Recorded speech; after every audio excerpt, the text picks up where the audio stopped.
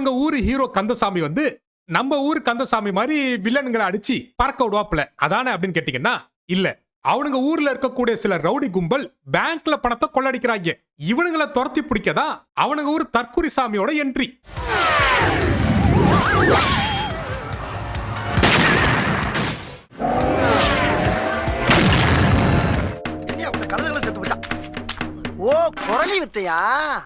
இப்படி யூடியூப்ல கிடைக்கக்கூடிய கிரீன் ஸ்கிரீன் கிராபிக்ஸ் எல்லாம் ஆட்டைய போட்டு அவனுங்க ஊர்ல சிஜின்னு சொல்லி ஏமாத்திருக்கானுங்க.